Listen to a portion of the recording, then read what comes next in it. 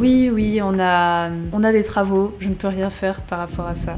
Donc, on va vivre avec. Alors, allons-y.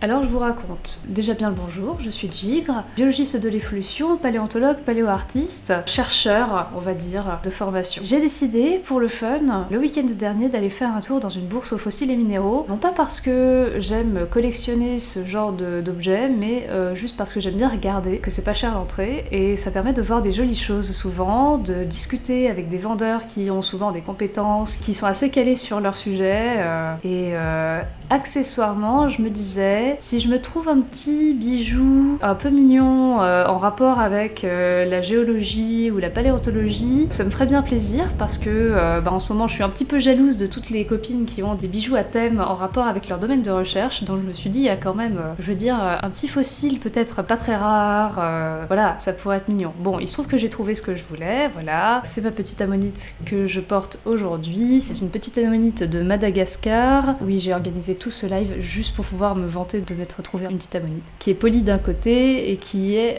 brute de l'autre côté. Il faut savoir que les ammonites de Madagascar, elles sont très exploitées. Il y en a beaucoup et il y a un truc un peu rigolo au niveau législatif, c'est que comme c'est très exploité, ils ont fait une loi comme quoi ne pouvaient sortir du territoire que les fossiles qui avaient été travaillés, donc qui en fait sont des bijoux. Donc ils coupent en masse des ammonites et ils en font exactement ce style de fossile, donc quelque chose qui est très poli, qui permet de voir les chambres à l'intérieur du fossile, c'est mignon, c'est chouette, voilà, on aime bien. Et l'impact sur les collections locales est vraiment minime parce qu'ils en ont vraiment à l'appel. Moi j'ai réussi difficilement en fait à trouver mon bijou parce que ça fait plusieurs années que je vais à cette bourse aux fossiles et minéraux et c'est la première année que je vois autant de stands non pas sur des fossiles ou des minéraux, mais bien sur de la lithothérapie. Alors, qu'est-ce que la lithothérapie ? La lithothérapie, c'est une médecine alternative, donc non reconnue pour ses vertus thérapeutiques, qui prétend guérir tout un tas de maladies, mal-être, fatigue et tout ça, grâce à l'action de pierres. Pierres que tu vas soit avoir juste chez toi, soit te manipuler, soit te mettre sous ton oreiller pour qu'elles agissent pendant le sommeil. Ensuite, il y a la notion de charger les énergies dans le caillou. Il faut genre exposer le caillou à la lumière de la lune, ce genre de choses. À ce jour, il n'y a aucune preuve particulière de l'efficacité de ces thérapies et globalement voilà. Si vous y croyez, vous avez tout à fait le droit. Voilà, moi je suis pas là pour vous dire ce que vous avez le droit de croire ou de ne pas croire. Je peux comprendre l'attrait pour les cailloux. Moi-même, je trouve qu'il y a plein de cailloux qui sont très jolis et je dois avouer que j'ai vu un caillou qu'ils avaient taillé en forme de coupelle mais qui fait exactement la taille à mettre entre ton index et ton pouce et j'avoue que j'ai phasé devant parce que je me suis dit ça doit être tellement incroyable de manipuler ce machin. Il y a mon esprit envie de jouer avec des petits objets qui a phasé complètement. Donc c'est assez chouette quoi. Donc, comme à l'habitude, j'essaye de passer devant les stands de lithothérapie sans trop m'y intéresser. Je considère en général que ça n'a pas trop sa place dans une bourse aux fossiles et minéraux, et en même temps, il y a aussi plein de choses autres que je trouve qui ne devraient pas avoir leur place, et c'est un peu subjectif, parce que je vais aussi considérer que plein de fossiles ne devraient absolument pas se retrouver dans des bourses aux fossiles comme ça, parce que leur place est dans un musée. Sa place est dans un musée. Donc voilà, je reconnais une certaine hypocrisie dans ma façon de voir les choses. Bon, mais peut-être que vous avez envie d'entendre parler de la quantité, en fait, de stands. Normalement, les stands de lithothérapie sont plutôt minoritaires dans ce genre d'événements. On va en avoir 2-3. Ils sont souvent assez populaires parce qu'il y a des jolis bijoux dessus. En fait, c'est ça. On va avoir 4 types d'objets dans ce genre de bourse. On va avoir les fossiles, plus ou moins rares, plus ou moins précieux. Là, à la bourse à laquelle j'étais, que je ne nomme pas, que je ne cite pas parce que ça ne sert à rien, concrètement, ça n'apporte rien à la discussion. Mais il y a certaines autres bourses que je peux citer, notamment la bourse aux fossiles et minéraux de Paris, où là par contre il y a des objets fossiles qui ne devraient vraiment pas être en vente, genre des mâchoires de spinosaures, des trucs qui vraiment seraient utiles pour la recherche et qui du coup se retrouvent chez des particuliers et deviennent inaccessibles. Ça c'est vraiment pas cool. Par contre, vendre des ammonites ou des trilobites très connus qu'on trouve par centaines, voilà. Donc, première catégorie les fossiles, deuxième catégorie les minéraux. Alors il peut y avoir des minéraux qui sont plus ou moins taillés, plus ou moins rares, plus ou moins éthiques à posséder, bon, voilà. Ah, on se demande qui vend du spinosaure importé illégalement. On ne citera personne, on les connaît déjà, mais ils ont des problèmes avec la justice et c'est très bien. On espère que la justice fera son travail jusqu'au bout. Donc de la deuxième catégorie, les minéraux, qui peuvent être plus ou moins précieux, voilà, bon. Troisième catégorie, ce sont les bijoux, parce que les cailloux, ça fait de très jolis bijoux. C'est aussi ce que je cherchais un petit peu. Donc boucles d'oreilles, pendentifs, en tout genre, voilà. Et dernière catégorie, les objets de lithothérapie. À nouveau, les cailloux, mais utilisés afin de guérison. Donc, quand je me suis rendu compte de la quantité de stands de lithothérapie, je me suis dit, on va faire des stats. J'ai été assez discrète, je n'ai pas de photos à vous montrer particulièrement, j'en ai une ou deux qui traînent. Mais le but était de rester discrète, de ne pas mettre les gens mal à l'aise et de ne pas se faire foutre dehors. Si jamais on est un petit peu trop incisif avec les gens, voilà, c'est pas mon genre de rentrer dans le lard des gens. Donc j'ai fait juste du travail d'observation. J'ai compté donc le nombre de stands qui étaient présents. J'en ai compté 25. Alors là-dessus, on va avoir un petit biais parce que tous les stands ne faisaient pas la même taille. Donc en soi, il aurait fallu que je compte le nombre de tables, mais la plupart des exposants ont des nappes et je n'allais pas soulever les nappes pour vérifier combien de tables chacun avait, parce que tout le monde avait son stock sous les nappes, ça ne se fait pas. Voilà, en moyenne, certains stands étaient obviously sur une seule table, d'autres sur 2-3. Je peux pas dire lesquels étaient des particulièrement gros stands ou particulièrement petits, mais on va se baser au moins sur le nombre de exposants que j'avais identifiés comme étant des exposants indépendants les uns des autres. Donc, sur 25 stands, il y avait 12 stands sans mention de lithothérapie. Parmi les 12 stands, alors, on avait 5 stands avec des fossiles, le reste avec des minéraux, sachant que les gens qui vendent des fossiles peuvent aussi vendre des minéraux et vice versa, mais on voit en fait quel est le produit principal, quelle est la spécialité des gens. J'ai eu des conversations super intéressantes avec un gars qui vendait des fossiles, pas forcément très précieux, mais assez rares, en fait, des oursins qu'on ne voit nulle part normalement, c'était assez chouette. Et si vous cherchiez des bijoux, eh bien, vous aviez 6 stands avec des bijoux. 100% de ces stands à bijoux les vendaient sous forme de objets de lithothérapie. Donc, en fait, les stands de bijoux, j'ai été très embêtée. Moi qui venais pour me trouver un petit pendentif caillou un peu mignon, il n'y avait que des stands qui me le vendaient sous forme de trucs qui permettent de dormir mieux la nuit. Et c'était assez dingue. J'ai fini par trouver une petite ammonite sur un stand d'un gars qui ne faisait quasiment que des minéraux. Je tiens donc quand même à dire que 12 stands sur 25 qui ne font pas de la lithothérapie, ça veut dire qu'on avait plus de la moitié des stands qui faisaient mention à la lithothérapie. Alors attention, parce que j'ai aussi différencié les stands qui sont assumés lithothérapeutiques et ceux qui avaient l'air d'être des stands à minéraux, mais qui ont rajouté des étiquettes pour dire si tu achètes ce trilobite, tu dormiras mieux la nuit. Attendez, ça par contre j'ai pris des photos parce que c'était vraiment assez rigolo. Alors, le bois fossile vertu favorise la croissance du mental et du physique, apporte calme, bonheur et lucidité. Signe Capricorne. Oui, parce qu'on mélange tout. Voilà, il faut tous les concepts en même temps, c'est important. Comme ça, tu es sûr de toucher toutes les croyances des gens. C'est très pratique. Là, j'avais aussi ammonite. Alors sachez que si vous achetez des ammonites, et j'imagine vous les mettez sous votre oreiller, ça va stimuler votre force vitale et votre harmonie. Ça vous aide à la compréhension des forces cosmiques et symbolise l'infini et l'éternité. Alors ce qui est bien, c'est qu'ils avaient mis des sources. Donc là, apparemment, ils se basaient sur le dictionnaire des pierres de R.G. Bocher. Truc intéressant, c'est qu'il y avait des stands où ils mettaient juste des étiquettes en plus sur leurs cailloux. Il y en a qui mettaient même à disposition des gens des ouvrages de lithothérapie qui vous expliquent comment vous soigner par le pouvoir des cailloux. C'était assez C'était vraiment surprenant, quoi. Je n'ai jamais vu ça dans cette bourse aux fossiles et minéraux de ma vie, et j'y vais depuis vraiment plusieurs années, et c'est de pire en pire. On a de plus en plus d'incursions de lithothérapie maintenant dans les bourses aux fossiles et minéraux. Alors maintenant, j'ai des questions. Est-ce qu'il faudrait pas que les gens qui organisent ces bourses soient plus regardants? Est-ce que, en même temps, ça leur permet de faire du fric? Est-ce que le fait que, visiblement, il y avait des vendeurs de minéraux qui se sont mis à la lithothérapie et qui n'ont pas l'air d'y croire plus que ça? Ça se voyait à la disposition du stand, c'était un stand monté comme un stand à minéraux, mais avec des trucs de litho en plus. Est-ce que c'est la crise qui fait ça? Est-ce que les vendeurs de minéraux galèrent particulièrement plus en ce moment? Je ne sais pas. Mais je trouve quand même ça dommage que des événements qui sont quand même, disons-le clairement, tu emmènes ton gamin à la bourse aux fossiles et minéraux locale pour qu'il puisse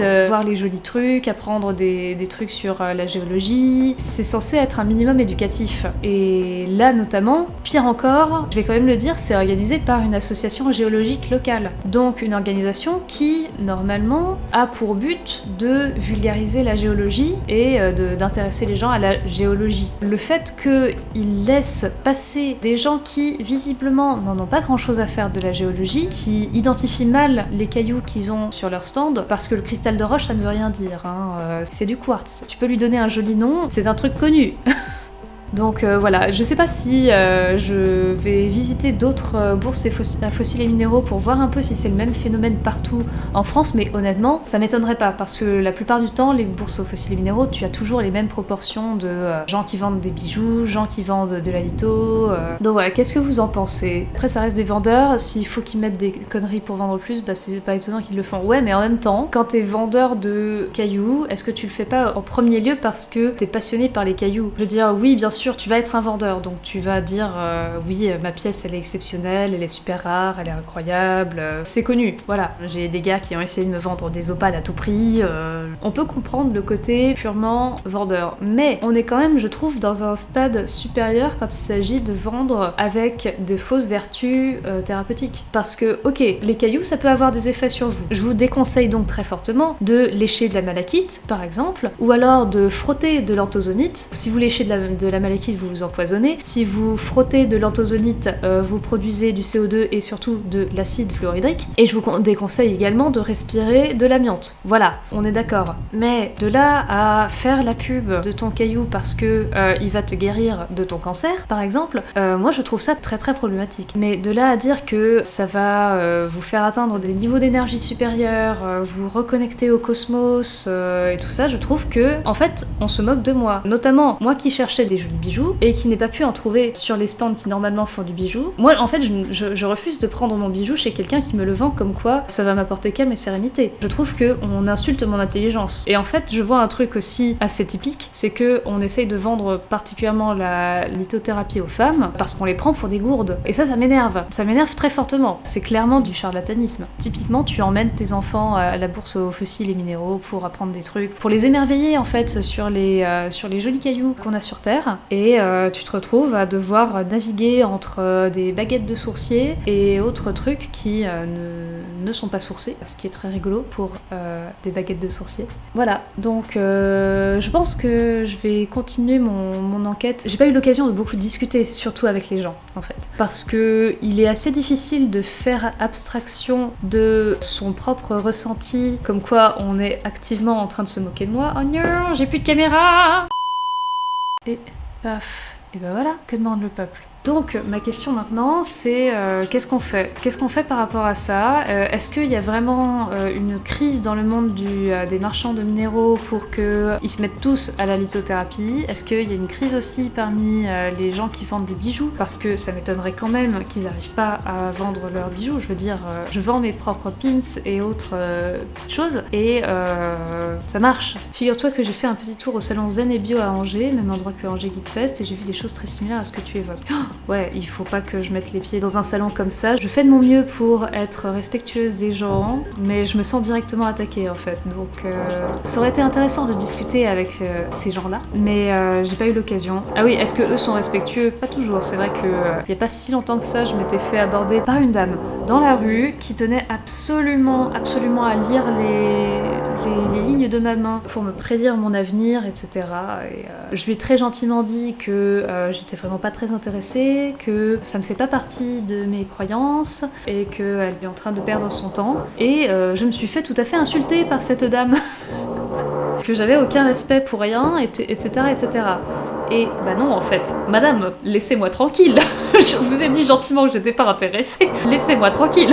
Peut-être que comme les connaisseurs n'achètent plus pour tenter d'enrayer la vente de fossiles, et donc ils vont à fond sur le côté magique. Alors il y a peut-être un peu de ça. C'est vrai qu'en ce moment, dans la vente de fossiles, on est dans une période assez catastrophique. Parce que on a eu pas mal de ventes aux enchères dans de grandes maisons d'enchères, de fossiles grandioses. Il y a eu un allosaure, il y a eu le Triceratops à Paris. Il y a pas mal de fossiles qui partent dans des ventes aux enchères à des prix qu'on n'a jamais vus. Et c'est de pire en pire. Les fossiles prennent en valeur parce que tu as des collectionneurs privés qui veulent absolument avoir ça, tu as des instituts qui sont surfinancés, disons-le très clairement, qui investissent des millions d'euros dans des fossiles, ce qui rend d'ailleurs l'acquisition de ces fossiles par des instituts plus modestes impossible. Alors par exemple, il y a eu, je crois que c'était un allosaure justement, qui a été acquis il y a 1 an, je crois, à plusieurs millions d'euros. Alors effectivement, il va aller pour le prochain musée d'histoire naturelle qui va ouvrir dans l'un des pays des Émirats Arabes Unis. Donc on peut se dire que ok, il va quand même dans un musée celui-là, mais il y en a quand même pas mal qui vont chez des superstars qui ont juste envie d'avoir des trucs de luxe. Et là par contre, pour y avoir accès, pour travailler dessus, et ben c'est chocolat. Je ne sais pas si c'est l'expression appropriée. Voilà, il y a plein de chercheurs qui tirent la sonnette d'alarme, comme quoi il faut arrêter de vendre ces pièces, il faut les donner en priorité à des instituts publics, parce que filer ces pièces à des instituts publics, c'est s'assurer que ce sera accessible au moins pour des chercheurs du public. Ça veut pas forcément dire que tout sera accessible, parce que on peut pas tout rendre accessible. On ne peut pas ouvrir les portes des labos n'importe qui, parce qu'il n'y a pas le temps de gérer autant de personnes. C'est normal. Quand les gens parlent du grand lobby de Big Paléo, oui, il y a cette croyance comme quoi il y a un lobby de Big Paléo qui nous fait croire que les fossiles sont vrais alors qu'en fait ils sont faux pour gagner énormément d'argent, parce que c'est connu qu'on gagne énormément d'argent en paléontologie, je sais pas. Il faut pas chercher la logique, ce sont des gens dont le job est d'inventer des complots. Oui, voilà, le lobby de Big Lobby, on n'en parle pas assez. Tout à fait, tout à fait. Littéralement, j'avais fait des recherches sur les gens qui parlent du lobby de Big Paléo, et toutes les sources remontent à un gars qui est connu dans le monde des sphères complotistes et tout, pour être un lanceur d'alarme sur absolument tout. Il y a un complot derrière tout. Peut-être qu'à partir du moment où on se dit qu'il y a un complot derrière tout, alors peut-être qu'il faut remettre en question le gars, mais non, une fois que t'es dans la sphère complotiste, de toute manière, en général, tu y restes et tu acceptes toutes les informations, même quand elles sont contradictoires. Ce qui est problématique. Bon, mais oui, donc il est possible que la crise chez les vendeurs de fossiles et minéraux soit aussi due au fait que les collectionneurs n'achètent plus. Et en même temps c'est bizarre parce que on les voit les gens, le domaine n'a pas arrêté de fonctionner. Bon, c'est vrai qu'il y avait à peu près personne à la bourse à laquelle j'étais. Je discutais notamment avec un gars qui vendait des minéraux assez chouettes, et le gars était atterré. On sait pas comment on va faire l'année prochaine, est-ce qu'on va y revenir, est-ce qu'on va cela. Alors c'était peut-être lié à l'absence de com de la part de l'association qui gère la bourse. C'était aussi lié au fait que les gens n'avaient pas envie de sortir à une bourse aux fossiles et minéraux. Ce qui est marrant, parce que moi, je ne vends pas dans des bourses aux fossiles et minéraux. J'ai essayé une fois, ça a été un désastre. Les gens étaient hyper méprisants, on va dire.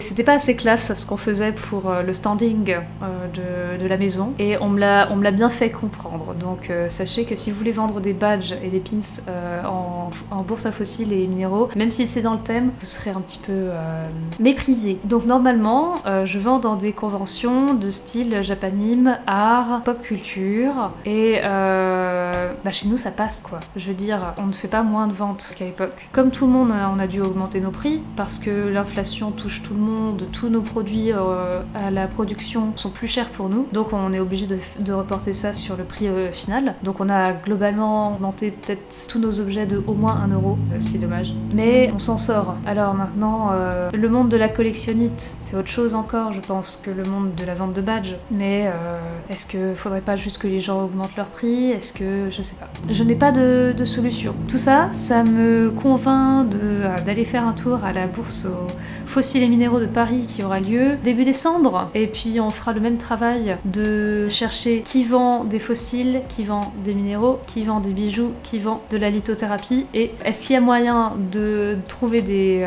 stands qui ne font absolument pas de lithothérapie? Moi ça m'intéresserait énormément. Voilà, donc c'était un peu court niveau analyse. J'espère que ça va quand même pour vous. Il aurait fallu que je discute avec les gens, mais on a juste essayé de me vendre des trucs à l'huile essentielle de lavande. Oui, il y avait aussi de l'huile essentielle de lavande qui était vendue avec les cailloux. Bon, pourquoi pas. Je manque d'informations encore sur le sujet. Si ça vous intéresse, on essaiera de faire une enquête plus poussée, mais ça demandera d'aller voir d'autres bourses aux fossiles. Voilà, des gros bisous à tous, bye.